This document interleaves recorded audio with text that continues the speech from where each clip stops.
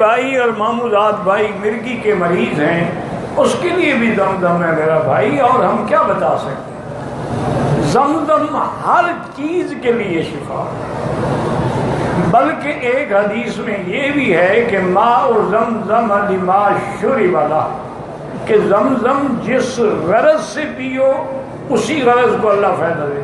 مثلا تمہارا کوئی کام نہیں ہو رہا، اسی نیت سے زمزم پیو گیا، اللہ میری یہ مشکل حل کر دے، وہ حل ہو جائے۔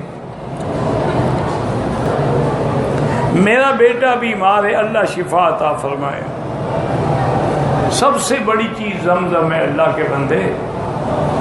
مولویوں کے وظیفوں کے بارے میں تو کسی مولوی نے کہا ہوگا، زمزم کے بارے میں تو حضور نے فرمایا ہے کہ شفا طعام تؤمن و شفا اور سقم،